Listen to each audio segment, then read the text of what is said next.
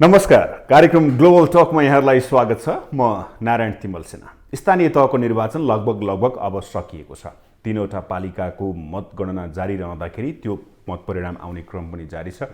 यो समग्रमा भन्नुपर्दा अहिले स्थानीय तहको निर्वाचनले के सन्देश दिएको छ?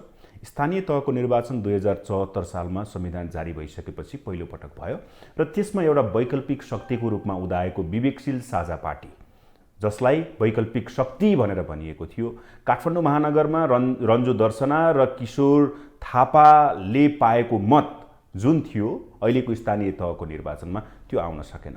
समग्रमा स्थानीय तहको निर्वाचनमा विवेकशील साझा पार्टीको उपस्थिति कस्तो रह्यो र उसको अबको अवस्था कस्तो हुनेछ र सँगसँगै जुन परिणाम आयो अपेक्षित परिणाम नआएको भन्दै विवेकशील साझा पार्टीका अध्यक्ष रविन्द्र मिश्रले राजीनामा दिइसक्नु भएको छ। अध्यक्षविहीन बनेको विवेकशील साझा पार्टी अब कसरी अगाडि बढ्छ, यसै विषयमा रहेर म आज कुराकानी गर्नेछु। मसँग हुनुहुन्छ विवेकशील साझा पार्टीका संस्थापक नेता प्रकाश चन्द्र परियार। स्वागत छ सर। धन्यवाद। आरामै हुनुहुन्छ? एकदम ठिक छ। कहिले फर्किनु भयो? म एक हप्ता भयो। एक हप्ता भयो। कस्तो रह्यो स्थानीय तहको निर्वाचन? निकै ठुलो अनुभव भयो। विवेकशील साझा पार्टीले आफ्नै चुनाव चिन्ह तराजु लिएर पहिलोपटक स्थानीय तहको निर्वाचनमा भाग लिइरहेको थियो देशव्यापीमा। र त्यसमा चाहिँ जस्तो विशिष्ट परिस्थितिमा हामीले चाहिँ जुन चुनावमा भाग लियौँ, जुन अनुभव गेन गऱ्यौँ र जनतासँग आफ्ना कुराहरू जस्तोसुकै हालतमा पनि बुझाउने प्रयास गऱ्यौँ अथवा जनतालाई नै शिरोधार्य गऱ्यौँ। होइन, म तपाईँहरूको घर आँगनमा आएँ, यसकारण आएँ भनेर हामीले आफ्नो हिसाबले प्रस्तुत भयौँ इमान्दारिताका साथ। जे छ जस्तो हालत छ, जुन परिस्थिति छ र जस्तो मनोभावना भए पनि हामी जबरजस्त उपस्थिति चाहिँ भयो। उपस्थिति भयो। कति ठाउँमा जित्नुभयो? हामीले जित्ने चाहिँ 12 जिल्लामा जित्यौँ। एउटा गाउँपालिका अध्यक्ष जित्यौँ, उपाध्यक्ष जित्यौँ र 2टा वडाको पुरा सेटै जित्यौँ। कति उपस्थिति गराउनु भएको थियो प्रतिनिधि आफ्नो? करिब 400 देशभरि 400। हजुर। 400 मा कति जित्नुभयो प्रतिनिधि? कति विजय भए? 10 जना भए। 10 जना भए। 5 वर्ष अगाडि विवेकशील पार्टी र साझा पार्टी, एउटा वैकल्पिक शक्ति भनेर उदाएको शक्ति, ओहो यो दलले त केही गर्ला कि भन्ने आश युवामा थियो र त्यो आश अहिलेको स्थानीय तहको निर्वाचन जहाँ बेस मानिन्छ, बेसै सकिएको विवेकशील साझा पार्टी कहाँ सकिन्छ? संसारमा कहाँ सकिन्छ? राजनीतिक दलको लागि चुनाव एकपटक मात्रै हो।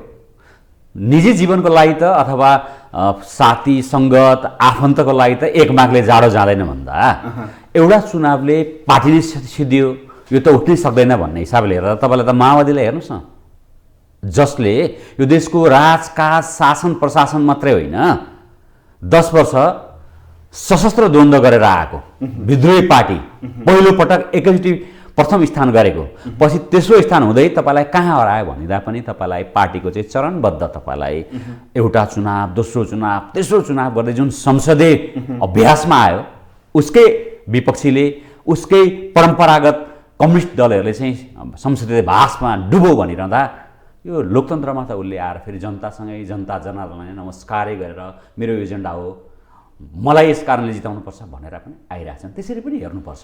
अब परिणाम आइरहँदाखेरि जुन किसिमको सोच युवामा यो परिवर्तनकामी शक्ति हो है भनेर जसरी अनुमान लगाइएको थियो, यसभन्दा अगाडि निर्वाचनभन्दा अगाडि म तपाईँसँगै कुरा गरेको थिएँ, हाम्रो जबरजस्त उपस्थिति हुन्छ र हाम्रो राम्रो आउँछ, तपाईँ आफै भन्नुभएको थियो। तपाईँले सही भन्नुभयो। र त्यति बेला हामीलाई निर्वाचन चिन्ह दिन्छ कि दिँदैन भनेर हामी आन्दोलन गरिरहेको थियौँ र हामी त्यस बेलामा मेरो विशेष एउटा भनाइ पनि थियो कि सङ्घीय लोकतान्त्रिक गणतन्त्र जसको लोकतन्त्रको यति अभ्यास गरिरहेका छौँ, तर म निर्वाचनमा भाग लिन्छु भन्दा पनि तँलाई चाहिँ चुनाव चिन्ह दिन्न भनेर सिन्डिकेट गरिरहेको थियो। त्यस्तो मनोदशामा त हामी तयार छौँ भनिरहेको छौँ। राजनीतिक दल थियो नि त एउटा, भने चुनाव चिन्ह नै पाइसकेपछि त हामी यसलाई भाग नलिने भन्ने कुरा त भएन त। यो त विप्लव आवती होइन हस्तबहादुर केसीहरूको पार्टी होइन नि त।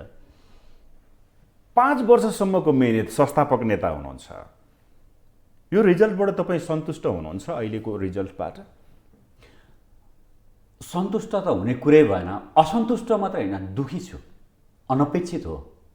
र तर जहाजै डुब्यो, राजनीति नै सिद्धियो, संसारै गयो, अब त्यो पार्टी उठ्नै सक्दैन भन्ने जुन भाष्य सिर्जना गरिएको छ त्यो चाहिँ हुँदै होइन। किनभने त्यो चाहिँ राजनीतिलाई 5 वर्षमा 70 वर्षदेखि शासन प्रशासन राजकाज होइन साम दाम दण्डभेद नीति सबै खालको अभ्यास गरेर आइरहेको देशमा हामीले इमान्दारिताका साथ आफ्नो औकात अनुसारले आफ्नो एजेन्डालाई होइन चट्टाइ पट्टाइ नगर्न, पैसाको बलमा नगरी होइन, सङ्गठन बृहत्तर सङ्गठन भएको पार्टी होइन, खालि आशा जगाइरहेको, प्रमुख दलहरूको विकृति विरुद्ध डह्रो खबरदारी गरिरहेको र आशा जगाउँदै खास गरेर युवालाई, खास गरेर निष्ठालाई, खास गरेर सामाजिक न्यायको जगमा र तपाईँलाई पब्लिक सर्भिस डेलिभरीलाई केन्द्रबिन्दु बनाएर यो पार्टी अगाडि बढिरहेको बेलामा त आशा छर्ने काम त बिग्रेको छ र? हामीले छरेको आशामा युवा साथीहरू आउनुभयो, बिग्रेको छ र? पर्खनुहोस्, 74 मा जुन आशा थियो, 5 वर्षको यो जुन ग्याप तपाईँहरूले पाउनुभयो, जनताको सेवामा समर्पित हुने, आफ्नो एजेन्डाहरू प्रस्तुत गर्ने, त्यसलाई दरिलो बनाउने, यो 5 वर्षको अवधिमा तपाईँहरूले विवेकशील साझा पार्टीले त्यो डेलिभरी गर्न सकेन र रिजल्ट यो आयो भन्न मिल्छ? एउटै ठ्याक्कै यो कारणले भयो भनेर चाहिँ पार्टीको मैले पार्टीको एउटा बृहत्तर र विशिष्ट जिम्मेवारी भए पनि मैले अझै खुलेर के बोल्छु भने यो एउटै कारणले मात्रै चाहिँ हुँदैन। के देख्नु भएको छ भन्नुहोस् त? एउटा चाहिँ जस्तो जुन परिस्थितिमा हामीले जसलाई खबरदारी गरेर आइरहेका थियौँ र पार्टीको लागि मात्रै पार्टी होइन हामीले वैकल्पिक राजनीति भन्यौँ, वैकल्पिक दल भन्यौँ होइन, जुन हिसाबले हामीले लगेकै होइन, खबरदारी गरेकै होइन, तपाईँलाई फैलेकै गर्नु, त्यसमा हामीले गर्न नसकेको, त्यो हामीले आन्तरिक रूपमा हामी केही समस्याबाट गुज्यौँ। त्यो देखेकै समस्या हो, नदेखेको समस्या होइन। र दक्षिण एसियाको खास गरेर नेपाल बङ्गलादेशमा भोग्नु पर्ने होइन, जसले चाहिँ अरूले चाहिँ 30 वर्ष भोग्यो होला, कसैले 40 वर्ष भोग्यो होला, कतिपयले आज पनि भोगिरहेका छन्, हामीले विगत 5 वर्षमा सबै कोणबाट भोग्यौँ, टुटफुट भोग्यौँ, सैद्धान्तिक जार्गनहरूले थिचेको कुरामा भोग्यौँ होइन, राम्रा भनेको मानिसहरूले लोकतान्त्रिक संस्कार अभ्यास नगरेको स्थिति पनि भेट्यौँ। यो मेरै पार्टीको कुरा भनिरहेको छु होइन, सबै भनौँ। र पनि म तुलनात्मक रूपमा भन्छु, अहिले पनि हामीले जुन जस्तो विशिष्ट परिस्थितिमा नेपाली नागरिकलाई आशा जगायौँ, युवाहरूलाई आशा जगायौँ, राजनीतिप्रति वितृष्णा भइरहेका मानिसहरूलाई राजनीति नै फेरि नेपालीहरूको मुहार फेर्ने, जनजीविकाको मुहार फेर्ने, स्वाभिमानको नेतृत्व गर्ने होइन, उद्यमशीलताको नेतृत्व गर्ने फेरि पनि राजनीतिबाटै हुन्छ भनेर एउटा भाष्य सिर्जना गऱ्यौँ। त्यो अहिले अरूले नदिए पनि इतिहासले जबरजस्त विवेकशील साझा पार्टीलाई दर्ज गरिन्छ कि यो आशा जगाउने, यो फोहोरी राजनीतिलाई छिछि दूर गरेर होइन, फोहोरमै पस्नुपर्छ भनेर जुन हामीले मेहनत गऱ्यौँ, त्यसको रिजल्टहरू त आज हर्क साम्पाङहरू बालनहरू पनि त आइरहेको छ। के बिग्रेको छ? त्यसमा त आउँछु। तर तपाईँले भन्नुभयो नि टुटफुट पनि देख्यौँ, हरेक चिज पार्टीभित्र भोग्यौँ, तर नेतृत्वको कार्यशैलीले पनि पार्टी कसरी ड्राइभ गर्ने भन्ने कुरा र पार्टी कसरी अगाडि बढ्दैछ भन्ने कुरा पनि त्यसले देखाउँछ। नेतृत्व चुकेको हो, नेतृत्वमा चाहिँ त्यो दम्भ आयो, नेतृत्वले जुन किसिमको दस्तावेज सार्वजनिक गर्यो त्यो दस्तावेजप्रति जनता वितृष्णा जाग्यो, पार्टी विभाजनको स्थितिमा पुग्यो, पार्टीबाट धेरै मान्छे निस्किए, यो स्थिति आएको हो। यहाँ चाहिँ दुईवटा प्रश्नहरू छ। यसलाई अत्यन्त राम्रो तरिकाले जनता जनार्दन होइन, तपाईँलाई हामीले नजिकबाट वाच गरिरहेको, अझै पनि हामीलाई होस्टेमा हैसे गरेको होइन, लड्नु खोजेको मान्छेलाई जुरुक उठाएर फिट एन्ड फाइन छ भनिरहेका मानिसहरूलाई म केन्द्रित भएर के भन्छु भने दस्तावेजले स्थानीय निकायमा हार्दैन। दस्तावेजको कारणबाट जुन हामीलाई मतमतान्तर आयो, सैद्धान्तिक विमतिहरू आए होइन, त्यसका पनि निरूपण गर्ने उपायहरू भनेको विधानै हो, लोकतन्त्रमा त्यसका बहुमतै हो। त्यो हुँदाहुँदै पनि यसलाई यसरी यो बढ्दै बढ्दै गएर जनमनमा गयो र खास गरेर उपत्यका र काठमाडौँका नीति निर्माताहरूले होइन, विचार निर्माताहरूले र हामीलाई शुभेच्छा गरिरहेको मानिसहरूले यसरी तपाईँलाई यसलाई यही अन्तिम कारण हो भनेर जसरी फैलाइदिनु भयो जानेर नजानेर, त्यसले चाहिँ तपाईँलाई खास गरेर हामीलाई नजिकबाट तिमीहरू अगाडि बढ्नुपर्छ, यो शक्ति हो, यसले कम्तीमा 1 देखि 1.5 दशकभित्र देशको रूपान्तरण ल्याउँछ र एउटा शक्ति बन्छ भनेर भनिरहेको मानिसहरूमा दाँतमा ढुङ्गा पसेछ त खिचडी कप, तर दाँतै भाँचेको होइन होइन, ठ्याक्क एउटा गाँसमा परेको हो भन्छु म चाहिँ। अब अर्को पाटो चाहिँ निर्वाचनको मुखमा यति ठुलो राजकीय शक्ति भएको दलहरू छन्, जस्तो अहिले 12वटा दलले स्थानीय निकाय निर्वाचनमा राम्रो उपस्थिति जनाएका छन् छ होइन। त्यसमा हामी 9 दल हो है, यसलाई हेर्नु पर्यो नि त। 133वटा दल छ होइन, 79वटा दलले निर्वाचनमा भाग लियो, 5-7वटा दलले यो चाहिँ खराब हो भनेर बहिष्कारै गरेको पनि हामीले हेर्नुपर्छ। हामी त लोकतन्त्रलाई मानेको छौँ, विधि विधानलाई मानेको छौँ। निर्वाचन आयोगको खर्च गर्ने सिलिङलाई त पुर्याउनु पनि सक्दैनौँ किनकि हामीसँग पैसा पनि थिएन र यस्तो विशिष्ट परिस्थितिमा गयौँ कि हामी सैद्धान्तिक रूपमा अप्ठ्यारो स्थितिमा थियौँ। निर्वाचन आयोगमा हामी मुद्दा झेलिरहेका थियौँ, अदालतमा हामीले मुद्दा बेहोरिरहेका थियौँ। त्यस्तो स्थितिमा पनि एउटा संस्थापक त्यो क्रिएट गर्ने त तपाईँहरू नै हो नि, पार्टीभित्र त्यो क्रिएट त तपाईँहरूले, त्यो अलिकता आत्मग्लानी छैन हामीले गलत गरेका रहेछौँ, बिचमा यस्तो नगर्नुपर्ने विवाद सिर्जना नगरेर एकजुट भएर अगाडि बढेको भए परिणाम अर्कै आउने रहेछ भन्ने चाहिँ अलिकता मनमा छैन? त्यो त निर्मम समीक्षा हामीले चुनाव अगाडि पनि गऱ्यौँ। चुनाव अगाडि 2टा कुरा छ यहाँ, यो अपेक्षित परिणाम हो, हुँदै होइन, अनपेक्षितै हो, तर यही गतिको यही स्थितिको आउँथ्यो भन्दा त हामी सक भएका हौँ। त्यस कारणले त पार्टी अध्यक्ष रविन्द्र मिश्रले यति अनपेक्षित परिणाम आयो जसलाई उहाँले नैतिकताको विषय बनाउनु भयो। जसरी उहाँले नैतिकताको विषय बनाएर राजीनामा दिनुभयो, यो पोलिटिकल राजीनामा होइन, यो प्राविधिक राजीनामा होइन, उहाँले हृदयबाटै प्रष्ट लेखेर होइन जुन परिणाम आयो होइन, म त्यसको प्रमुख जिम्मेवारी हो, दोषी हो, त्यस कारणले म राजीनामा दिन्छु भनेको स्थिति हो नि त। यसले के तर राजीनामा दिन्छु निर्वाचनभन्दा अगाडि राप्रपासँग चाहिँ अब विवेकशील एकता हुने भन्ने जुन हल्ला आयो र अध्यक्षको जुन दस्तावेजमा विचारभन्दा माथि देश भनेर राष्ट्र संस्थाको वकालत, हिन्दू राज्यको वकालत, जबकि संविधानले धर्मनिरपेक्ष राष्ट्र संस्थालाई हटाएर सङ्घीय लोकतान्त्रिक गणतन्त्र भनेका अवस्थामा तपाईँको दस्तावेज पुरातनमा फर्किसकेपछि तपाईँको पार्टीमा विग्रह आयो, तपाईँको पार्टी ओह्रालो लाग्यो। पार्टीमा त्यहाँबाट निर्मम सैद्धान्तिक बहस भयो, मतान्तरण भयो। कतिपय साथीहरूलाई यो दस्तावेजले अब काम गर्दैन भनेपछि राजीनामा पनि दिनुभयो र सँगसँगै समानान्तर गतिविधि पनि भयो, सत्य हो। तर तपाईँले नै भनेको हिसाबले यो दस्तावेज पढे तपाईँले चाहिँ राजतन्त्रको वकालत गर्नुभयो, हामीले वकालत गरेको होइन। त्यो दस्तावेजलाई आफ्नो व्याख्या गरेर होइन विचारकहरूले होइन कतिपय हाम्रा विरोधीहरूले जबरजस्त ढेकालेर यसले यता लगो भनेको, किनकि म पनि त्यो दस्तावेजमा फरक मत राख्ने व्यक्ति हुँ पार्टीभित्रै, तर म संस्थापक पनि हो, म मूलधारमै छु र यो मात्रै अन्तिम सत्य होइन। हाम्रो प्रमुख एजेन्डा यो दस्तावेज मात्रै थियो त? पब्लिक सर्भिस डेलिभरी कहाँ गयो? शिक्षा स्वास्थ्य राज्यको दायित्वको कुरा कहाँ थियो? ट्रेड युनियनहरू खारेजका कुराहरूलाई हामीले छोडेका थियौँ अथवा दलै पिछेको ट्रेड युनियन खारेज गर्ने कुरादेखि लिएर हरेक विद्यार्थीको छुट्टै भातृ संस्था, शिक्षकको छुट्टै भातृ संस्था, इन्जिनियरको छुट्टै भातृ संस्था, वकिलको छुट्टै भातृ संस्था, कलाकार यसले धान्छ भनेर हामीले एउटा सुसंस्कृत राजनीतिको निरन्तर खबरदारी गऱ्यौँ। त्यो एजेन्डामा त हामी थियौँ नि, त्यो एजेन्डालाई त हामीले वकालतै गरिरहेका थियौँ। स्थिति कस्तो आयो भने निर्वाचनको सम्मुखमा हामीले यसलाई राम्ररी सङ्घालेर फिट एन्ड फाइन भएर निर्वाचनमा सामूहिक रूपमा अगाडि बढ्न सकेको होइनौँ। त्यो हामीले आत्मसमीक्षा, पार्टीको केन्द्रीय कार्यालय नै बन्द गर्नुपर्ने स्थिति ल्याउनु भयो तपाईँहरूले बिचमा निर्वाचनभन्दा अगाडि। र अर्को कुरा, यो परिस्थिति आउनुमा जुन उत्साह उमङ्ग विवेकशील साझा पार्टी प्रति थियो, जनमत घटेको भन्नुहुन्छ कि यसलाई जनमत छ अझै भन्नुहुन्छ?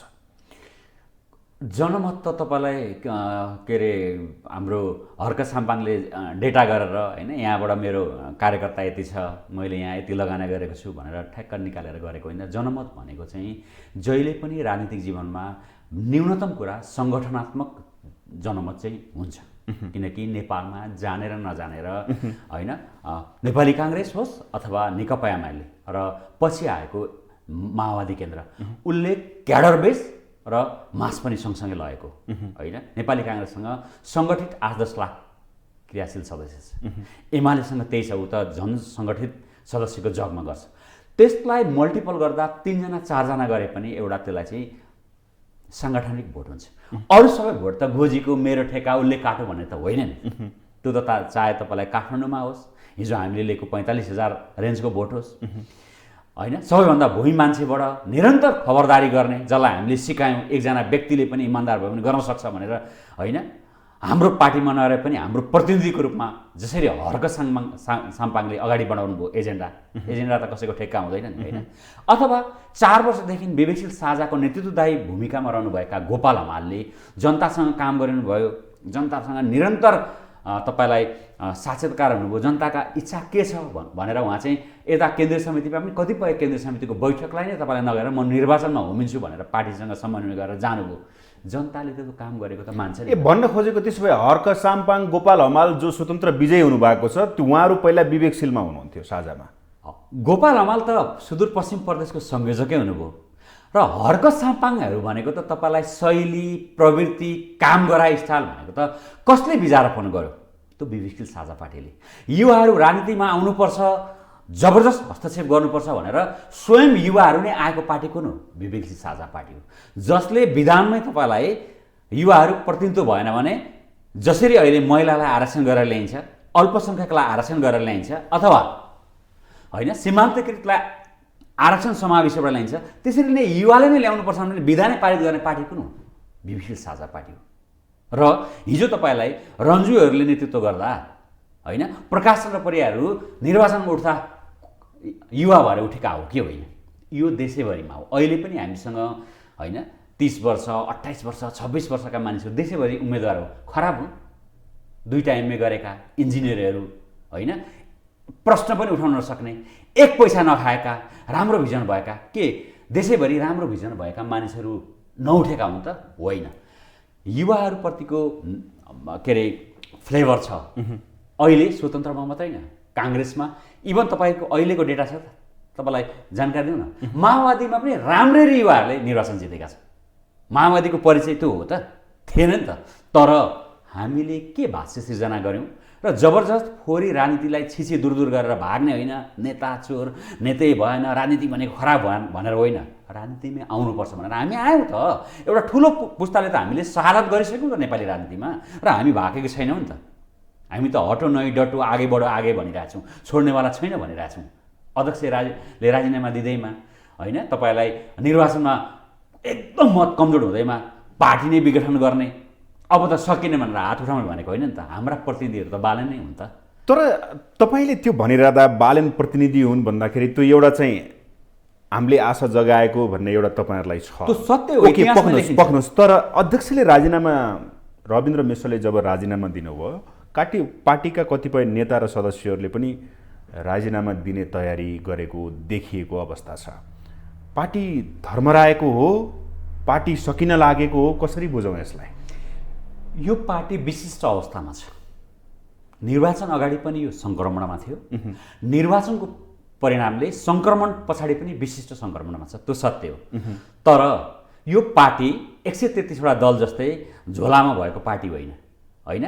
सङ्गठित सदस्य होइन, दार्चुलादेखि लिएर ताप्लेजुङसम्म छन् होइन, 7वटै प्रदेशमा संयोजक भएका होइन, देशैव्यापी जिल्ला भएको, गाउँपालिका नगरपालिकाको नेतृत्व गरेको होइन पार्टी भएको कारणले अझ सबैभन्दा बढी त नेपाली राजनीतिमा होइन इमान, जमान, क्षमता होइन, विशिष्टता अथवा तपाईँलाई संसदीय राजनीतिको एउटा अब्बल अभ्यास गर्न जबरजस्त हामीले आफूले जानेसम्म गरिरहेको पार्टी हो। हामीलाई फुटाउने प्रयास देशी विदेशीबाट हुनसक्छ।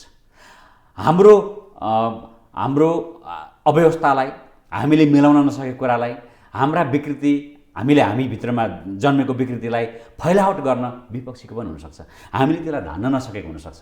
त्यसमा हामी क्षमा प्रार्थी छौँ। हामीले क्षमा माग्दै जनताकोमा गएको हौँ। तर यी सबै उम्मेदवार भ्रष्ट थिए, त्यस कारणले हारेका भनेर एक ठाउँमा काहीँ प्रमाण देखाउनुहोस्। यी सबै क्षमताविहीन मानिसहरूले राजनीतिमा रहर गरेको छ भनेर देखाउनुहोस्। र निर्वाचनमा म एउटा महत्त्वपूर्ण कुरा भन्छु, त्यो दोहोऱ्याएर भन्छु। एकपटक जमानत जबत हुँदै बित्नेमा कसैको राजनीति सकेको छैन, नेपालमा मात्रै न विश्वमा। त्यो उदाहरण 4 जनाको म नाम दिन्छु। संयोगवश 4 जना डाक्टर नाम रहेछ। डाक्टर भेकबहादुर थापा 1 तनहुँबाट, डाक्टर हर्क गुरुङ 2 लमजुङबाट, डाक्टर देवेन्द्र राज पाण्डे 3 पाल्पाबाट, डाक्टर दिनेश त्रिपाठी 4 कपिलबस्तीबाट। सबै जमाना जफत भएको। राजनीति सक्यो, सकिन्छ उहाँहरूको एकदम, सकिँदैन। 3 जना त मन्त्री पनि भन्नुभयो, 1 जना वरिष्ठ अधिवक्ता हुनुहुन्छ। यस्ता उदाहरण धेरै हुनुहुन्न। 3 जनाले राष्ट्रिय जीवनमा योगदान दिनुभएको छ। र राजनीतिमा म जहिले पनि निर्वाचन हुने बित्तिकै डाक्टर देवेन्द्र राज पाण्डेलाई सम्झिन्छु। उहाँले एउटा इन्टरभ्यूमा भन्नुभएको थियो, पाल्पामा उहाँलाई यति धेरै माला, यति बेला खाला थिएन, यति माला लगाइएको थियो अरे, यति धेरै माला ल्याउनु त बोक्ने पनि मान्छे चाहियो होला। उहाँले निर्वाचनमा सर्वनाक हार बेहोरेपछि एउटा भन्नुभएको छ, पाल्पाले जनताले मलाई जति माला लगाइदिएको थिए त्यति भोट दिएको भए पनि मेरो इज्जत हुन्थ्यो भन्नुहुन्थ्यो अरे। यसको मतलब देवेन्द्र राज पाण्डे साह्रै खराब हो यो देशको। उहाँ नेता हुने गुणै छैन। उहाँले त वैकल्पिक राजनीतिको रूपमा त्यति बेलै प्रयास गरेको मान्छे, सलाम गर्न चाहन्छु। अहिलेदेखि हो वैकल्पिक राजनीतिको प्रयास, लोकदल खोल्नुभयो। अब जमानत जफत धेरै ठाउँमा, प्लस अर्को कुरा, तपाईँहरूको पार्टी अहिले नेतृत्वविहीन। अध्यक्षले त राजीनामा दिइसक्नु भएको छ। कसरी अगाडि बढ्दै हुनुहुन्छ? अहिले तपाईँहरू विवेकशीलको नेतृत्व छ, मूल नेतृत्व छैन। के हुन्छ पार्टी? कसलाई नेतृत्व छान्नुहुन्छ? नेतृत्वविहीनको पार्टी अझै पनि पार्टी छ भनेर बस्नु भएको छ तपाईँहरू? म यसलाई सरल तरिकाले दिन्न, तर सत्य बोलौँ, राजा वीरेन्द्रको वंशनाश भयो नि, मासाकेर भयो नि त। जेठो छोरा पनि हुनुहुन्थ्यो। भाइ ज्ञानेन्द्र राजकाजमा आएर पनि अगाडि बढेको पार्टी हो यो, एउटा व्यक्ति हो यो। अनि एउटा सानो झोलामा दर्ता भएर यसो विधान एक थानमा हालेर यसो गरिदिउँ न त, अथवा समाजवादी नाम लेखेको मात्रै 10वटा पार्टी छ क्या देशमा, त्यस्तो हो होइन नि। यहाँ अध्यक्ष नभएपछि त्यत्तिकै हैसियतका नेताहरू छैनन्। म संस्थापक नेता प्रकाश चन्द्र परियारको हैसियतमा बोल्दैछु। म कार्य सम्पादन समितिको सदस्य होइन, सञ्चार विभाग प्रमुख भनिरहेको छैन मैले। त्यस कारणले मैले धेरै एक्साइटिङ भएर बोल्नु पनि आवश्यक छैन, निराशा बनाउनु पनि आवश्यकता छैन, किन म मास मिडियामा गइरहेको छु। हामीसँग अरबौँ लगानी छ, रगत पसिना समयको बर्बादी भइसकेको छ।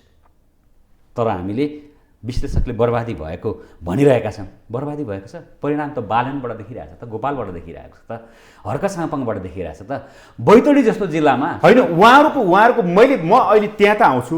पार्टीमा नेतृत्व छैन। तपाईँले भन्नुभयो ज्ञानेन्द्र आएनन्, दाजुभाइ आए नै, तपाईँ संस्थापक नेता हुनुहुन्छ। के हुन्छ अब? विवेकशील पार्टीको नेतृत्व कसले सम्हाल्छ? तपाईँहरूले कार्य सम्पादन समितिको बैठक बस्ने पनि भन्नुभएको छ। अध्यक्ष, तपाईँको अध्यक्षले, निवर्तमान अध्यक्षले राजीनामा दिँदै गर्दा मैले कारबाही गरेका व्यक्ति जो संयोजक हुनुहुन्छ मिलन पाण्डेको कारबाही पनि फुकुवा गर्नु पर्यो भनिसकेपछि त्यति मात्रै हो र? कतिपय साथीहरू होइन, अध्यक्षज्यूको शब्दमा विचारभन्दा माथि देश दस्तावेज ल्याएपछि सैद्धान्तिक रूपमा विमति राखेर पार्टी नै छोडेका साथीहरूलाई पनि पार्टीमा फर्कन हार्दिक अपिल गर्दछु, आह्वान गर्दछु भनेपछि उहाँले राजीनामा पछाडि पनि उदार अपिल गर्नुभएको छ। त्यसको राजनीतिक अर्थ छ। यसलाई एकदम माइन्डफुली रूपमा गर्नुपर्छ कि हिजो साँच्चै सैद्धान्तिक विमतिका कारण मनै दुखेर गएको भने पनि फर्केर आउँ, पार्टी बनाऊ भनेको देखिन्छ। म नभए पनि पार्टी बन्छ भन्नेको त्यसको व्याख्या गर्न सकिन्छ। उहाँको शब्द चाहिँ होइन भनेपछि सबैभन्दा बढी ओके यो जुन उहाँको दस्तावेज छ यो दस्तावेजलाई तपाईँहरूले व्याप गर्नुभयो भने पार्टी फेरि पुनर्गठित हुन्छ, गएका साथीहरू आउँछन्, मिलन पाण्डे फेरि फर्किनुहुन्छ भन्ने आश छ तपाईँहरूलाई? संस्थापक नेताको नाताले यो प्रश्न गर्दैछु। आश छैन। हामीले त अहिले केन्द्रीय समिति जो चाहिँ सार्वभौम हुन्छ त्यसलाई निर्वाचन आयोगले चिन्छ, कानुनी रूपमा राजनीतिक रूपमा पनि। र मैले के भनिरहेको छु भने अध्यक्षज्यूले नैतिकताको आधारमा उच्च सुसंस्कृत राजनीतिको अभ्यासको रूपमा उहाँलाई बसिरहेर मिलाउनेलाई पनि त थियो होला निर्वाचन आयोगमा धाएर होइन, यसको राजनीतिक विश्लेषण गरेर। हामी विशिष्ट परिस्थितिमा साह्रै जिरो भएको बेलामा, पैसा पनि नभएको बेलामा, माहौल पनि नभएको बेलामा, पार्टीमा मतान्तरण भएर निर्वाचन आयोगमा मुद्दै परेको बेलामा निर्वाचनमा भाग लिएका थियौँ। त्यस कारणले अब यसरी गरौँ भन्ने पनि स्थिति थियो नि। तर पहिलो के गर्नुभयो भने जसरी तपाईँलाई सिंहदरबार जल्ने बित्तिकै कृष्ण विष्टले आगो लगाएका थिए, सबैले थाहा पायो भनेर राजीनामा दिएको थिएन नि होइन, अथवा तपाईँलाई दशरथ रङ्गशालामा अथवा अरू पनि कारणमा। तर म अझ त्यो उदाहरणभन्दा अर्को उदाहरण दिन चाहन्छु। 2064 सालमा नेकपा एमालेको अध्यक्ष हुनुहुन्थ्यो, महासचिव हुनुहुन्थ्यो कमरेड माधव नेपाल। नेकपा एमाले 46 को आन्दोलन पछाडि एउटा सशक्त साङ्गठनिक शक्ति पहिलो दोस्रो भएर पाएको। 64 सालको निर्वाचनले शर्मनाक हार भयो, तेस्रो स्थानमा पुग्यो पहिलोपटक पार्टी। उहाँले पार्टी महासचिव, त्यो चाहिँ फेरि अध्यक्ष थिएन त्यति बेला, शर्मनाक हारको कारणले राजीनामा दिनुभयो। उहाँको राजनीति त पछि सकेन, पार्टीमा उहाँले काम गर्नुभयो। अहिले पनि विविधशील साझा पार्टीको अध्यक्षको हैसियतमा राजीनामा दिनुभएको छ। यहाँ तपाईँलाई पदाधिकारी महाधिवेशन नभएको कारणले पदाधिकारी छैन, त्यो केन्द्रीय कार्य सम्पादन समिति हो। हामी महाधिवेशनको सम्मुखमा पनि छौँ। त्यस कारणले उहाँले मैले साधारण सदस्यमा रहेर मेरो सबै राजनीतिक मैले के गर्न सक्छु, तपाईँहरूले गरेकोमा मेरो सहयोग हुनेछ भनेर राजनीतिक एउटा धर्म पनि राखिदिनु भएको छ। त्यसलाई हामीले त्यो धर्मलाई हामीले भरपुर उपयोग किन गर्नुपर्छ भने केन्द्रीय कार्य सम्पादन समितिले बैठक बोलाउन सक्छ। त्यस्तो बैठक बोलाइसकेपछि त्यसले अन्तिम निर्णय गर्ने अधिकार राख्छ होइन। सार्वभौम केन्द्रीय समिति हुन्छ। सार्वभौम केन्द्रीय समितिमा चाहिँ अहिले सैद्धान्तिक विमति पनि छ, मतान्तर पनि छ होइन। साथीहरू निर्वाचन आयोगमा पनि होइन गुहार्न पुग्नु भएको छ।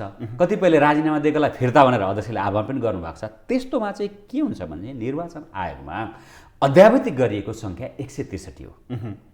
त्यो राजीनामा दिए पनि, हृदयबाट राजीनामा दिए पनि, एकदम उचित कारणले व्यापक आफ्नो व्याख्या गरेर दिए पनि निर्वाचन आयोगमा 163 जनाको अध्यावधिक भएको कारणले त्यो सङ्ख्या 163 मानिन्छ। त्यो 163 सङ्ख्या मध्येमा बहुमत पुर्याएर जेसुकै निर्णय गरेको पनि निर्वाचन आयोगले पनि मान्छ, यो राजनीतिक सुझ पनि हुन्छ, मैले मान्दिनँ भन्ने पनि काम छैन। त्यस कारणले अब बल केन्द्रीय समितिको कोर्टमा गएको छ। कार्य सम्पादन समितिको होइन, कार्य सम्पादन समितिले चाहिँ तपाईँलाई यसले रेजिङ गर्न सक्छ। यसले भनेपछि रविन्द्र मिश्र फेरि फर्किने सम्भावना छ कि छैन, कि नयाँ नेतृत्व आउँछ विवेकशीलमा? अब यो चाहिँ उहाँ फर्किनुहुन्छ कि हुँदैन उहाँको कुरा हो होइन। उहाँ अब त्यो चाहिँ तपाईँ त संस्थापक हुनुहुन्छ, 5 वर्ष पार्टी हाँक्नुभयो रविन्द्र मिश्रले, राजीनामा दिनुभएको छ अहिले। उहाँले यदि मेरो दस्तावेज सकियो, यो दस्तावेजलाई मेरो मुद्दा बनेन, अब पार्टी एक गराउँ, तपाईँहरूले त्यो निर्णय गर्नुभयो भने रविन्द्र मिश्र फर्किनुहुन्छ कि नै? 3-4वटा मत छ होइन। मेरो व्यक्तिगत मत पनि छ अनि साथीहरूको मत पनि छ।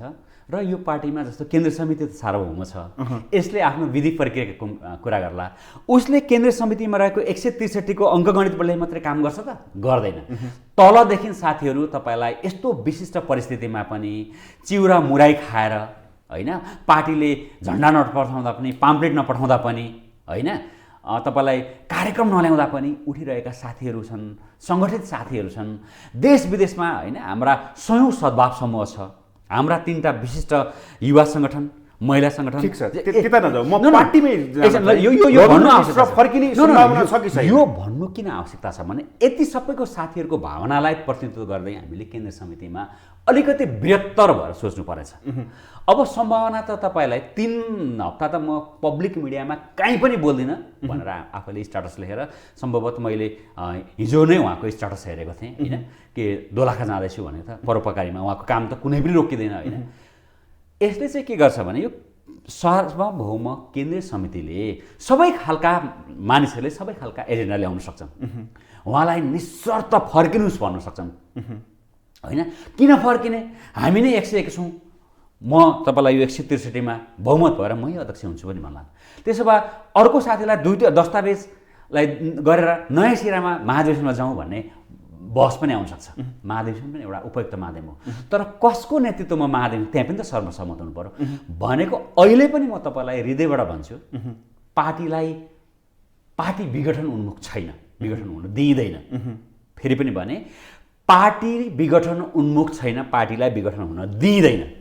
तर उदारताका साथ सबै विचारधारा, मतान्तर, सैद्धान्तिक विमति भएका साथीहरू, होइन, असन्तुष्ट साथीहरू एकै ठाउँमा बसेर अब बृहत्तर रूपमा, होइन, लडियो, जनादेश पनि भने जस्तो आएन, केही पार्टीमा आन्तरिक समस्या आएको हामीले आत्मसात गरेको छौँ, पब्लिकली मैले पनि बोलेको छु।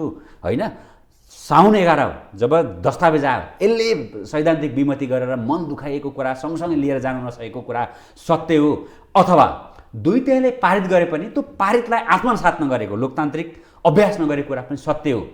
केही प्राविधिक कुराहरूमा, होइन, प्रवेश गरेको कुरा पनि सत्य हो। तर यसको निकास के हो भने, अब निर्मम समस्याका साथ हिजोका कुराहरूलाई पनि छोडेर फेरि पनि यो देश वैकल्पिक राजनीतिको उर्वर भूमि हो, त्यसको प्रमुख शक्ति हामी नै हो। हामीले संस्कार सिकाएर अरूले अभ्यास गरेर परिणाम लिन थाले, अब त्यसको नेतृत्व हामीले नै गर्नुपर्छ भन्ने स्थितिमा पुगेको छौँ। त्यहाँ 163मा अब मतगणना मात्रै, सङ्ख्या मात्रै हुँदैन, हृदयबाट सबैलाई समेट्ने प्रयास हुन्छ। हामी प्रयास गर्छौँ। हाम्रा साथीहरूले पनि जो सैद्धान्तिक विमति भनेर गएका छन्, उहाँहरूलाई पनि म अब शङ्का गर्दिनँ। भनेपछि मिलन पाण्डेहरू आउनुहुन्छ? धेरै साथीहरू आएर बृहत्तर छलफल बनाएर राम्ररी अगाडि बढ्ने। भदौ 23 गते अगाडिको विवेकशील साझा बन्छ? साउन 11 को स्थितिमै पुर्याउनलाई पहल गरिन्छ भने त मैले पहल गरेँ भने नि। एउटा व्यक्तिगत प्रश्न सोध्छु है। यस, विवेकशील साझा पार्टीको तपाईँ संस्थापक हुनुहुन्छ, संस्थापक सदस्य। भित्री इच्छाले भन्नुहोस् त, मैले पार्टी नेतृत्व हाँक्न सक्छु भन्ने छ प्रकाश चन्द्र परियारलाई?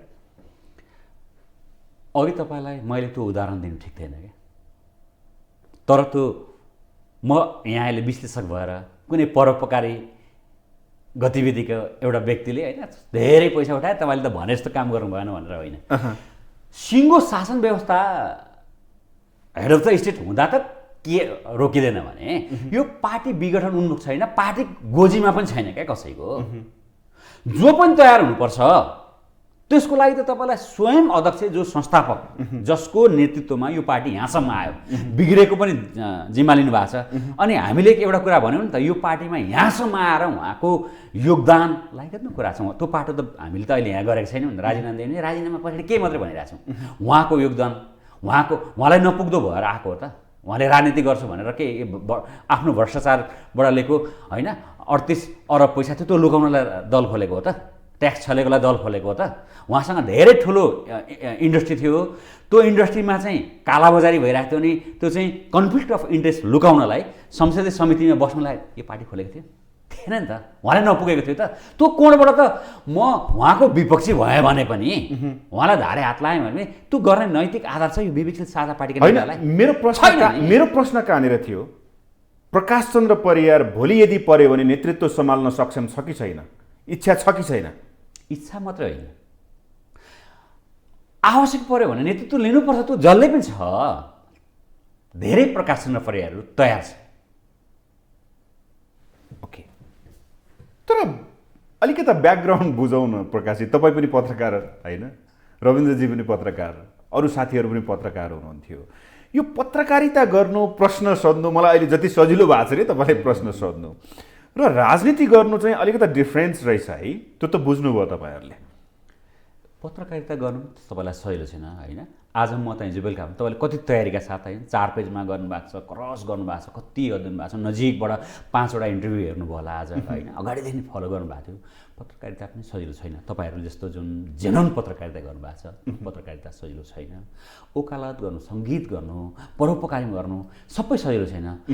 तर अझ दक्षिण एसियाको नेपालमा निष्ठाको राजनीति गर्नु, इमानको राजनीति गर्नु, सुसंस्कृत राजनीति गर्नु, होइन, लोकतान्त्रिक विधि पद्धतिमा रहेर अत्यन्त उदारताका साथ देशलाई केन्द्र बनाएर राजनीति गर्नु साँच्चै कठिन छ, साँच्चै कठिन छ। हामी भुक्त भोग्यौँ।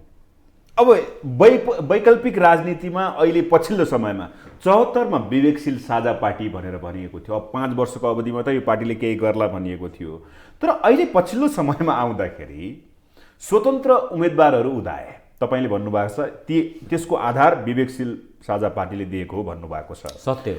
तर कङ्ग्रेस, एमाले, माओवादीको कार्टेलिङ जुन छ नि, कार्टेल छ, त्यसलाई त्यसबाट मुक्ति पाउने नयाँ माध्यम स्वतन्त्र उम्मेदवार भेटिसकेपछि अब जनताले विवेकशील साझा पार्टी छ भनेर किन भन्नु पर्यो र? अब होइन र? एकदम कमजोर प्रश्न हो, अप्ठ्यारो नमानस्।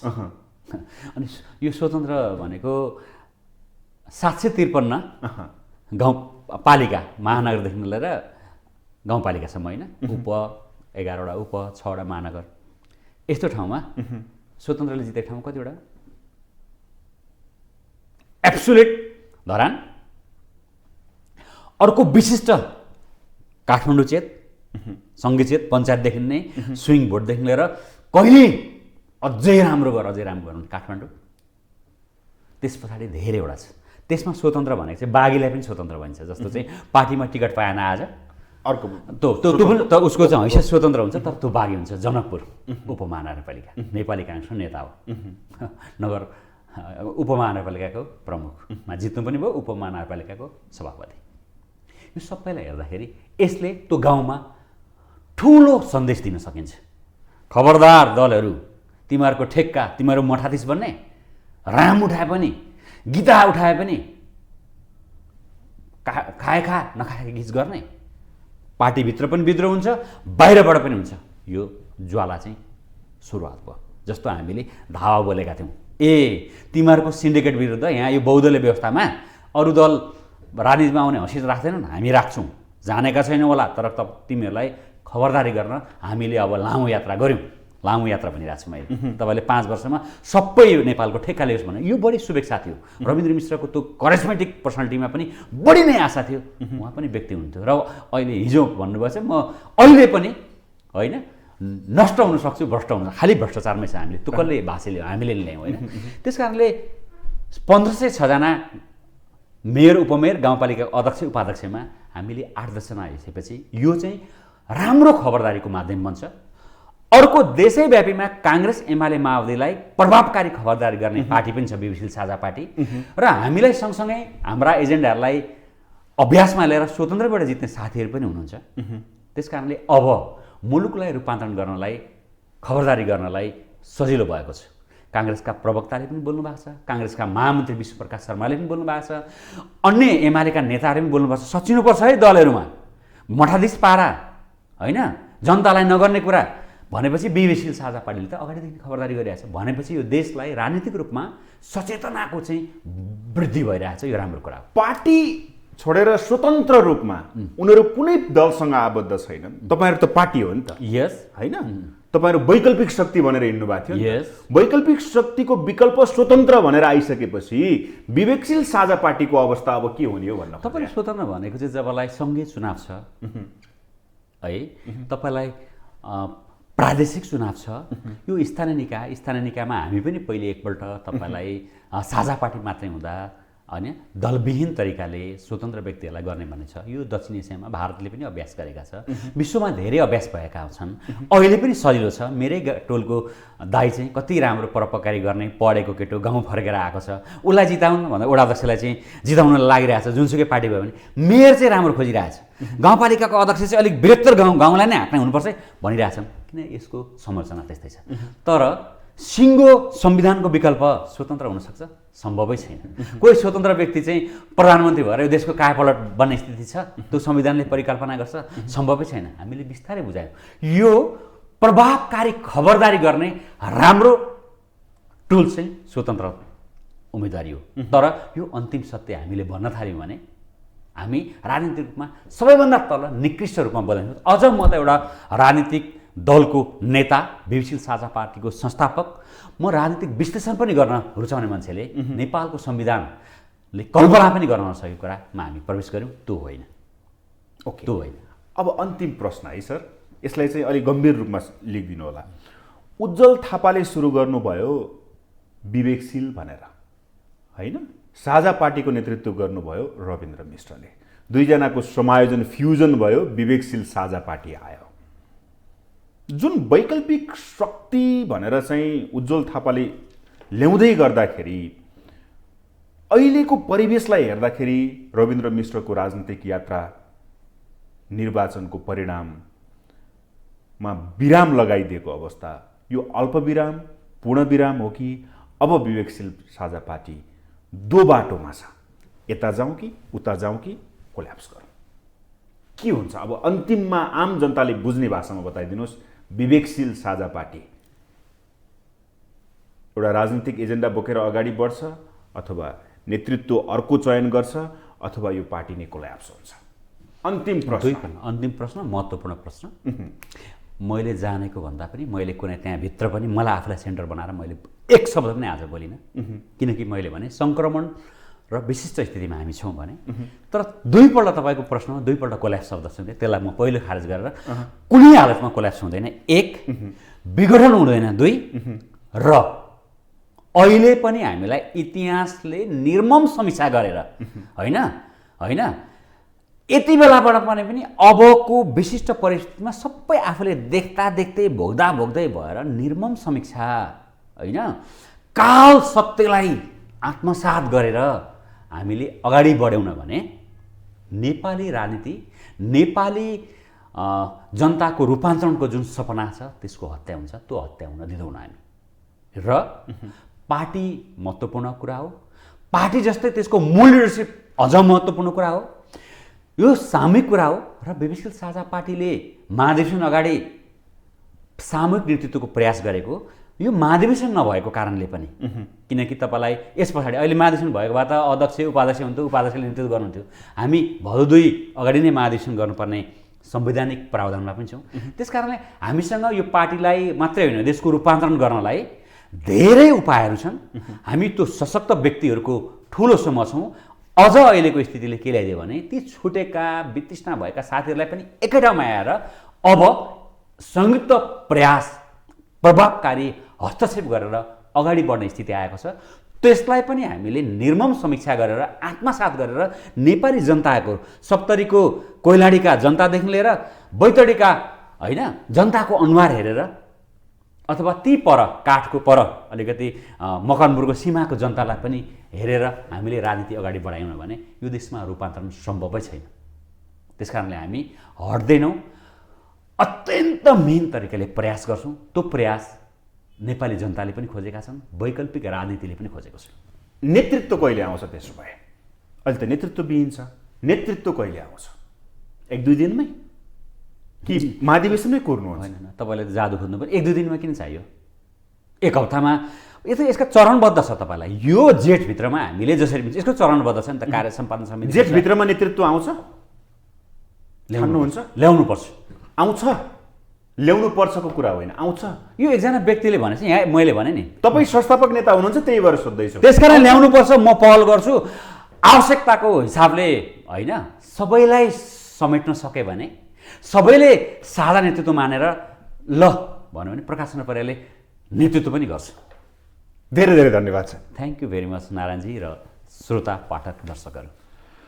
उहाँ हुनुहुन्थ्यो विवेकशील साझा पार्टीका संस्थापक नेता प्रकाश चन्द्र परियार। हवस् त, आजको लागि कार्यक्रम ग्लोबल टक यति नै। सम्पूर्ण टिमसहित मलाई पनि आज्ञा दिनुहोस्। नमस्ते।